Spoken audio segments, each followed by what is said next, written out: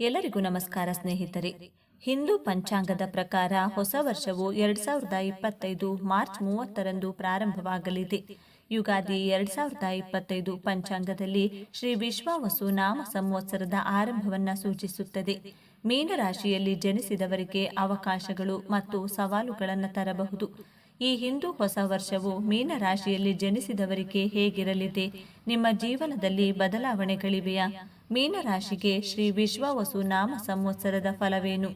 ಮೀನರಾಶಿ ಮೇಲೆ ಗ್ರಹಗಳ ಪ್ರಭಾವ ಹೇಗಿರಲಿದೆ? ಉದ್ಯೋಗ, ಕುಟುಂಬ, ಆರೋಗ್ಯ, ವ್ಯಾಪಾರದಲ್ಲಿ ಏನೆಲ್ಲ ಬದಲಾವಣೆಯಾಗಲಿದೆ?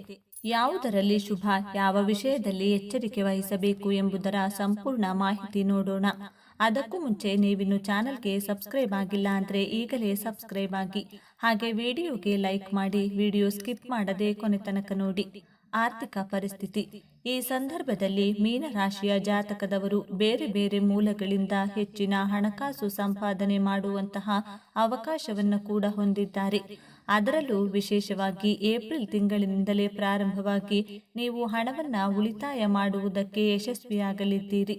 ಈ ಸಂದರ್ಭದಲ್ಲಿ ನಿಮ್ಮ ಉದ್ಯೋಗದಲ್ಲಿ ಸಂಬಳ ಹೆಚ್ಚಾಗುವುದು, ಪ್ರಮೋಷನ್ ಸಿಗುವುದು, ಇಂತಹ ಸಂತೋಷಕರ ಘಟನೆಗಳು ನಡೆಯುವುದರಿಂದ ನಿಮ್ಮ ಆರ್ಥಿಕ ಪರಿಸ್ಥಿತಿ ಇನ್ನಷ್ಟು ಸದೃಢವಾಗಲಿದೆ. ನೀವು ಖರೀದಿಸಬೇಕೆಂದುಕೊಂಡಿರುವಂತಹ ವಸ್ತುಗಳನ್ನು, ಅದರಲ್ಲೂ ವಿಶೇಷವಾಗಿ ದುಬಾರಿ ವಸ್ತುಗಳನ್ನು ಈ ಸಂದರ್ಭದಲ್ಲಿ ಖರೀದಿಸಲು ಸಾಧ್ಯವಾಗಲಿದೆ. ಸಾಕಷ್ಟು ಜನರು ತಮ್ಮ ಪಿತ್ರಾರ್ಜಿತ ಆಸ್ತಿಯ ಲಾಭವನ್ನು ಕೂಡ ಈ ಸಂದರ್ಭದಲ್ಲಿ ಹೊಂದುವಂತಹ ಅವಕಾಶವನ್ನು ಹೊಂದಿದ್ದಾರೆ. ದಾಂಪತ್ಯ ಜೀವನ. ಮದುವೆ ಆಗಿರುವಂತಹ ಜೋಡಿಗಳಿಗೆ ಮಾರ್ಚ್ ತಿಂಗಳು ಸಾಕಷ್ಟು ಉತ್ತಮವಾಗಿರಲಿದೆ ಹಾಗೂ ಪರಸ್ಪರ ಒಬ್ಬರನ್ನೊಬ್ಬರು ಅರ್ಥ ಮಾಡಿಕೊಳ್ಳುವುದಕ್ಕೆ ಕೂಡ ಸಾಕಷ್ಟು ಅವಕಾಶ ದೊರಕಲಿದೆ. ಈ ಸಂದರ್ಭದಲ್ಲಿ ನಿಮ್ಮ ದಾಂಪತ್ಯ ಜೀವನದಲ್ಲಿ ಸಂತೋಷ, ಪ್ರೀತಿ ಹಾಗೂ ಸಾಮರಸ್ಯ ಕೂಡ ಹೆಚ್ಚಾಗಿರಲಿದೆ. ಅಕ್ಟೋಬರ್ ಮಧ್ಯಭಾಗದಿಂದ ದಾಂಪತ್ಯ ಜೀವನದಲ್ಲಿ ನೀವು ಸ್ವಲ್ಪ ಮಟ್ಟಿಗೆ ಹೆಚ್ಚಿನ ಜಾಗೃತಿ ವಹಿಸಬೇಕಾಗಿರುತ್ತದೆ. ದಾಂಪತ್ಯ ಜೀವನದಲ್ಲಿ ಈ ಸಂದರ್ಭದಲ್ಲಿ ಚಿಂತೆ ಹೆಚ್ಚಾಗಲಿದೆ. ಇದೇ ಸಂದರ್ಭದಲ್ಲಿ ದಂಪತಿಗಳ ನಡುವೆ ಅನಗತ್ಯವಾಗಿರುವಂತಹ ಚರ್ಚೆಗಳಿಂದಾಗಿ ಜಗಳಗಳು ಕೂಡ ನಡೆಯುವಂತಹ ಸಾಧ್ಯತೆಗಳು ಹೆಚ್ಚಾಗಿವೆ.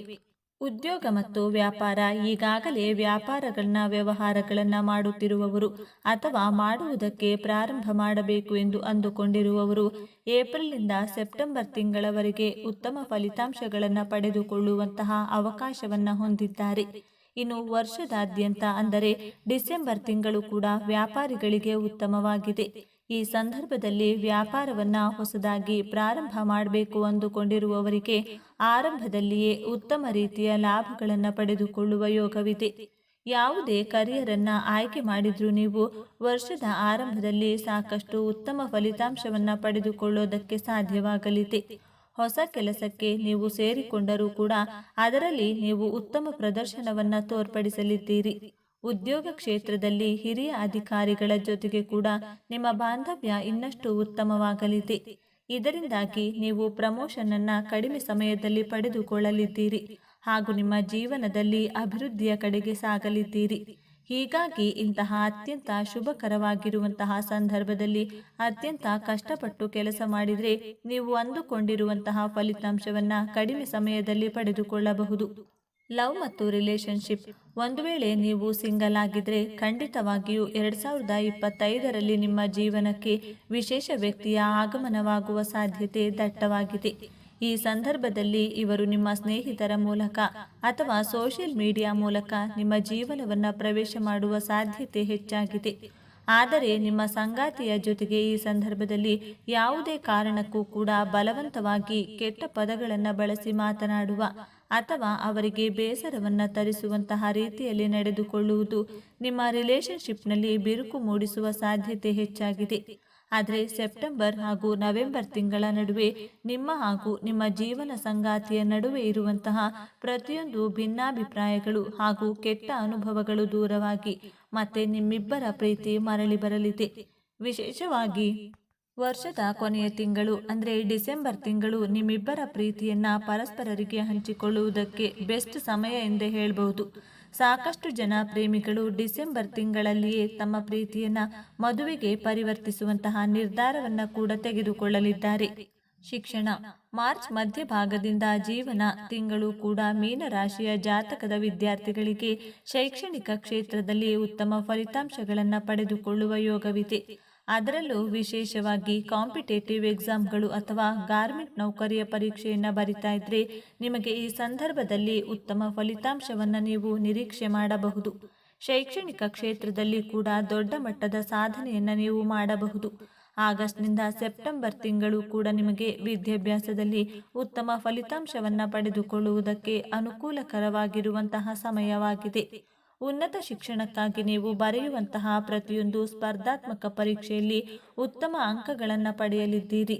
ವರ್ಷದ ಆರಂಭದಿಂದಲೇ ನೀವು ನಿಮ್ಮ ಶೈಕ್ಷಣಿಕ ಕ್ಷೇತ್ರದಲ್ಲಿ ಸರಿಯಾದ ರೀತಿಯಲ್ಲಿ ಯೋಜನೆಗಳನ್ನು ತಯಾರಿಸಿಕೊಂಡು ಅದರ ರೀತಿಯಲ್ಲಿ ಅಭ್ಯಾಸ ನಡೆಸಿ ಖಂಡಿತವಾಗಿ ನಿರೀಕ್ಷಿತ ಯಶಸ್ಸನ್ನು ಪಡೆಯಲಿದ್ದೀರಿ. ಆರೋಗ್ಯ ವರ್ಷದ ಆರಂಭಿಕ ದಿನಗಳಲ್ಲಿ ನಿಮ್ಮ ಆರೋಗ್ಯ ಪರಿಸ್ಥಿತಿ ಸುಧಾರಿಸಲಿದೆ ಹಾಗೂ ಯಾವುದೇ ರೀತಿಯ ಅನಾರೋಗ್ಯ ಸಮಸ್ಯೆಗಳು ನಿಮ್ಮನ್ನು ಕಾಡುತ್ತಿದ್ದರೆ ಅವುಗಳಿಂದ ನೀವು ನಿಧಾನಗತಿಯಲ್ಲಿ ಪರಿಹಾರವನ್ನು ಪಡೆದುಕೊಳ್ಳಬಹುದು. ಆದರೆ ಏಪ್ರಿಲ್ ತಿಂಗಳ ಮಧ್ಯಭಾಗದಿಂದ ಶನಿಯ ಕಾರಣದಿಂದಾಗಿ ಮತ್ತೆ ಆರೋಗ್ಯದ ಕಾಟ ಪ್ರಾರಂಭವಾಗಲಿದೆ. ಈ ಸಂದರ್ಭದಲ್ಲಿ ಚಿಕ್ಕ ಪ್ರಮಾಣದಲ್ಲಿ ಆರೋಗ್ಯ ಸಮಸ್ಯೆ ಕಂಡು ಬಂದರೂ ಕೂಡ ನಿರ್ಲಕ್ಷ್ಯ ಮಾಡಿದ ಕೂಡಲೇ ಹೋಗಿ ಡಾಕ್ಟರ್ ಬಳಿ ತೋರಿಸಿ. ಮೇಯಿಂದ ಆಗಸ್ಟ್ ತಿಂಗಳ ನಡುವೆ ಸ್ವಲ್ಪ ಮಟ್ಟಿಗೆ ನೀವು ರಿಲ್ಯಾಕ್ಸ್ ಆಗಿರಬಹುದು ಹಾಗೂ ಚಿಂತೆ ಕೂಡ ನಿಮ್ಮಿಂದ ದೂರವಾಗುವಂತಹ ಪರಿಸ್ಥಿತಿಗಳು ನಿರ್ಮಾಣವಾಗಲಿದೆ. ಅಕ್ಟೋಬರ್ನಿಂದ ಡಿಸೆಂಬರ್ ತಿಂಗಳ ನಡುವೆಯೂ ಕೆಲವೊಂದು ಪ್ರಯಾಣಗಳನ್ನು ಮಾಡಬೇಕಾಗಿ ಬರಬಹುದು. ಹೀಗಾಗಿ ಈ ಸಂದರ್ಭದಲ್ಲಿ ಕೂಡ ಮತ್ತೆ ಆರೋಗ್ಯ ಸಮಸ್ಯೆಗಳನ್ನು ಎದುರಿಸಬೇಕಾಗುತ್ತದೆ. ಹೀಗಾಗಿ ಅಗತ್ಯ ಇರುವಂತಹ ದೂರ ಪ್ರಯಾಣಗಳನ್ನು ಮಾತ್ರ ಒಪ್ಪಿಕೊಳ್ಳಿ ಹಾಗೂ ಅದರಲ್ಲೂ ಕೂಡ ಆದಷ್ಟು ವೈದ್ಯರ ಸಲಹೆ ಮೇರೆಗೆ ಜಾಗೃತಿಯಾಗಿ ಪ್ರಯಾಣ ಮಾಡಿ. ಮದುವೆ ಯೋಗ ಬೆಳವಣಿಗೆಯ ಗ್ರಹವಾದ ಗುರುವಿನ ಸಂಚಾರವು ನಿಮ್ಮ ಪ್ರಣಯ ಸಂಬಂಧಗಳಲ್ಲಿ ಕೆಲವು ನಕಾರಾತ್ಮಕ ಬೆಳವಣಿಗೆಗಳನ್ನು ತರಬಹುದು. ಹಾಗೆ ಶನಿಯ ಸಂಚಾರವು ನಿಮ್ಮ ಮದುವೆ ಮತ್ತು ಸಂಬಂಧಗಳಲ್ಲಿ ಕೆಲವು ಅಡೆತಡೆಗಳು ಮತ್ತು ತೊಂದರೆಗಳನ್ನು ತರಬಹುದು.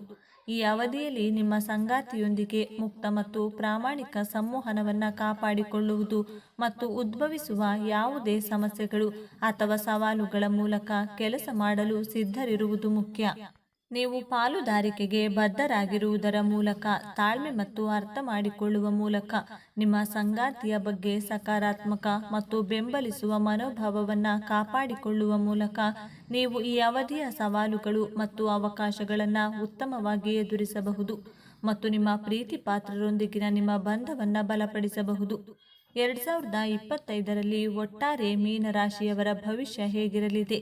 ಉದ್ಯೋಗ ಹಾಗೂ ಉದ್ಯಮದಲ್ಲಿ ಮೀನರಾಶಿಯ ಜಾತಕದವರು 2025ರಲ್ಲಿ ಹೊಸ ಸಾಧನೆಯ ಶಿಖರವನ್ನು ಏರಲಿದ್ದಾರೆ ಹಾಗೂ ಅಭಿವೃದ್ಧಿಯನ್ನು ಸಾಧಿಸಲಿದ್ದಾರೆ. ಹೊಸ ಕೆಲಸವನ್ನು ಹುಡುಕುತ್ತಿರುವವರು ಕೂಡ ಉತ್ತಮ ಫಲಿತಾಂಶವನ್ನು ಪಡೆದುಕೊಳ್ಳಲಿದ್ದಾರೆ.